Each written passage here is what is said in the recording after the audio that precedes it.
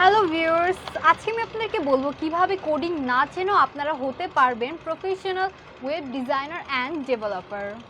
আর আপনি web developer হয়ে freelancing marketplace Fiverr, Upwork, freelancing.com থেকে আয় করতে পারবেন প্রতি মাসে lakh lakh US dollar.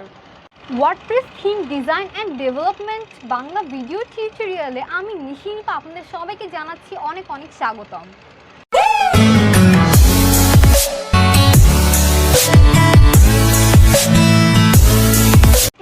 WordPress page builder ব্যবহার করে খুব সহজেই আপনি তৈরি করতে পারবেন যে কোনো ধরনের ওয়েবসাইট। যেমন ওয়েবসাইটগুলো হচ্ছে কর্পোরেট বিজনেস, দেন হচ্ছে personal portfolio, news paper, job portal, e commerce, school college university, real estate and লাস্টে হচ্ছে আছে পার্লার, সেলুন ইত্যাদি। সো ভিউয়ার্স, আপনাদের শেখানো হবে কিভাবে কোডিং না জেনেও খুব সহজেই স্বয়ংসম্পূর্ণভাবে একটি কর্পোরেট বিজনেস ওয়েবসাইট ডেভেলপমেন্ট করা যায় শুরু থেকে শেষ পর্যন্ত।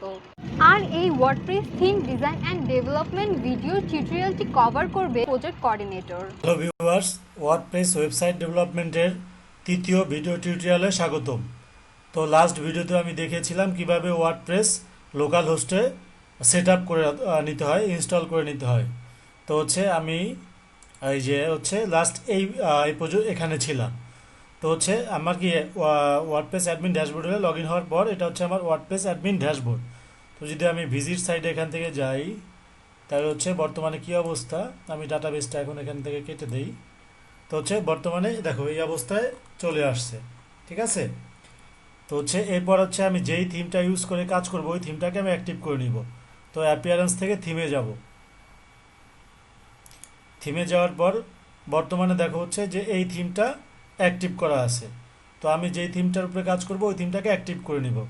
এই যে অশেন ওয়াপি, ঠিক আছে, অশেন ওয়াপি এই থিমটার উপরে আমি কাজ করব। যেই থিমটা আমি এখানে রেখেছিলাম কোথায়, এই যে এখানে, এই যে অশেন ওয়াপি, ঠিক আছে। তো এটাকে আমি অ্যাক্টিভ করে নিব। তো এই যে অ্যাক্টিভ বাটনে ক্লিক করলাম, অ্যাক্টিভ হয়ে গেছে। তো অ্যাক্টিভ হওয়ার পর বাকি যে থিমগুলো আছে এগুলো আমি ডিলিট করে দেই। জাস্ট ওপেন করে ডিলিট ক্লিক করলেই হবে। তো এই যে ডিলিট প্রেস করলে ডিলিট হয়ে যাবে। তো এটাও দরকার নেই আমার, এটাকেও আমি ডিলিট করে দিই।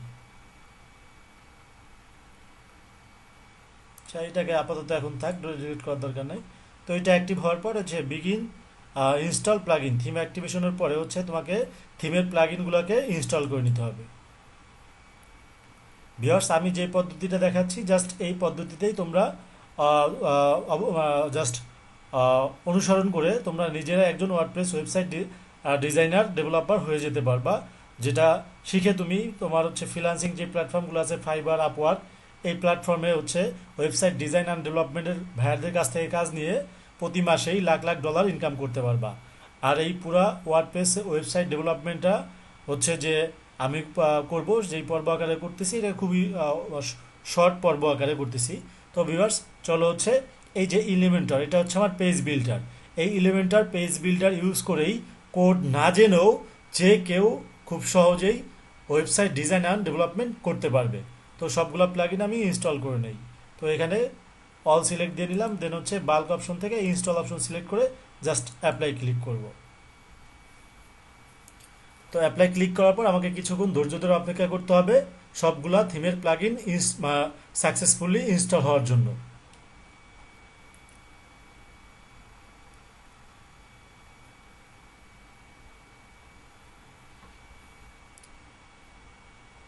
তো একটু ধৈর্য ধরে ওয়েট করতে হবে। আর আমি যদি ভিজিট সাইডে গিয়ে রিফ্রেশ করি, দেখি কি অবস্থা।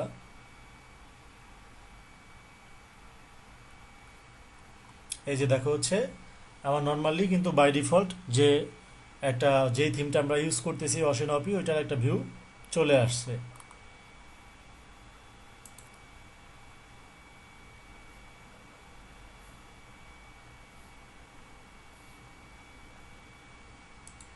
তো এখান থেকে ওপেন হওয়ার পর আমি এটা ইনস্টল হতে থাকুক, আমি আরেকটু কাজ দেখাচ্ছি। এখান থেকে আমি যদি তোমার আবার ড্যাশবোর্ডে যাই, ড্যাশবোর্ডে যাওয়ার পর ভিজিট সাইডে যাই, এ হচ্ছে আমার এটা। এখান থেকে হচ্ছে এই অ্যাপিয়ারেন্স থেকে আমি কাস্টমাইজে যাব।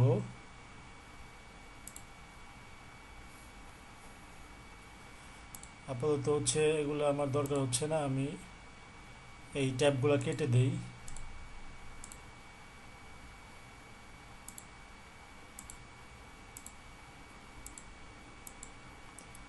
জাস্ট আমার প্রসেসগুলো ফলো করবা, দ্যাটস ইট, আর কিছু করতে হবে না।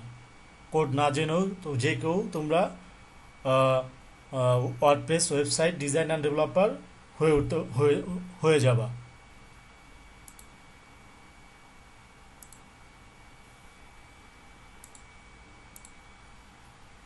এটা ইনস্টল হচ্ছে।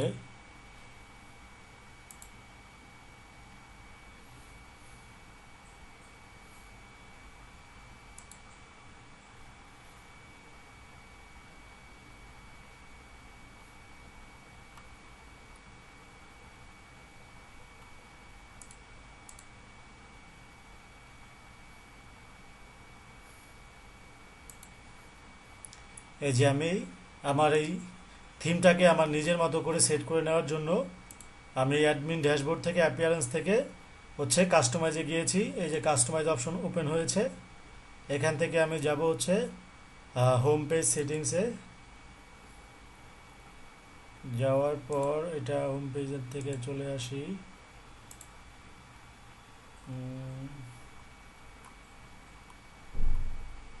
জেনারেল অপশনে যদি যাই, জেনারেল স্টাইলিংয়ে যাব না, এটাও না, জেনারেল সেটিংসে যদি যাই, এই যে তোমার হচ্ছে এই ফুল উইথ অপশনটা রাইট সাইড বার যেটা ছিল এটা থেকে আমি ফুল উইথ এই অপশনটা সিলেক্ট করব, সিলেক্ট করে জাস্ট পাবলিশ দিব। আর এখানে কন্টেন্ট ওয়াইথ হচ্ছে 0 রাখবো। দেন হচ্ছে আবার ব্যাকে চলে আসি জেনারেল সেটিংস থেকে।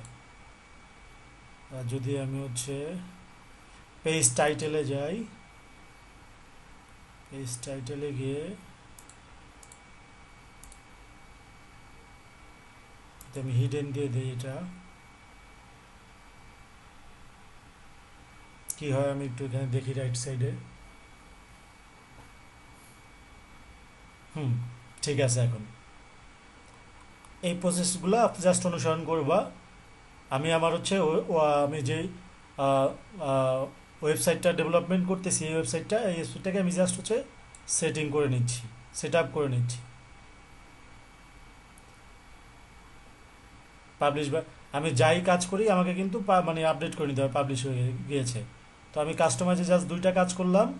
হচ্ছে এখান থেকে তোমার জেনারেল অপশনে এসে আমি কি করলাম, জেনারেল সেটিংসে গেলাম। সেটিংস থেকে আমি এই যে এই রাইট সাইড বার থেকে এটাকে আমি ফুল ওয়াইড করে পাবলিশ করে নিলাম। দেন ব্যাকে চলে আসছিলাম। দেন হচ্ছে পেজ টাইটেলে গিয়ে আমি জাস্ট হচ্ছে স্টাইলে গিয়ে ডিফল্ট যেটা ছিল এটাকে আমি জাস্ট কি হিডেন করে পাবলিশ করে নিলাম। তো ভিউয়ার্স, এখানে আমার হচ্ছে সবগুলা প্লাগইন ইনস্টল হয়ে গিয়েছে।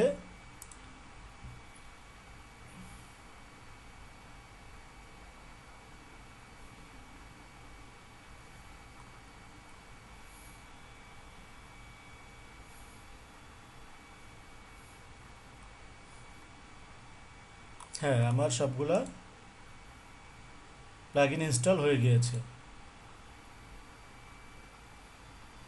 আর আমি যেই পেজ বিল্ডারটা ইউজ করতেছি সেটা আবার আবার আবার বলে দেই, ইলিমেন্টর। এটা হচ্ছে একটা খুবই ইউজার ফ্রেন্ডলি ওয়ার্ডপ্রেসের পেজ বিল্ডার, যার মাধ্যমে তোমরা কোডিং না জেনেও যে কোনো ধরনের WordPress website design and development করতে পারবা।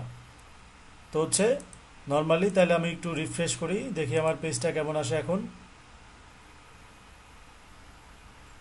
এই যে অবস্থায় চলে আসে। তো হচ্ছে আমি এখন যে ড্যাশবোর্ড থেকে হচ্ছে পেজে যাব, অল পেজে যাই। অল পেজে যাওয়ার পর এখানে আমি একটা নতুন পেজ ক্রিয়েট করব।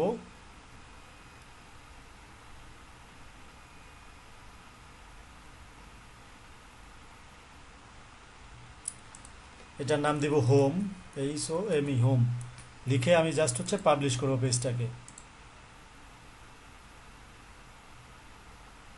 পাবলিশ করার পর আমি চলে যাব সেটিংসে। সেটিংস থেকে আমি যাব হচ্ছে রিডিংয়ে। রিডিং থেকে আমি হচ্ছে এই যে তোমার বাই ডিফল্ট দেওয়া আছে ইউর লেটেস্ট পোস্ট, এটাকে সিলেক্ট করবো হচ্ছে এ স্ট্যাটিক পেজ। আর যে হোম পেজে সিলেক্ট করে দিব যে হোম। পোস্ট পেজ আপাতত সিলেক্ট করার দরকার নাই। দেন হচ্ছে সেভ চেঞ্জ।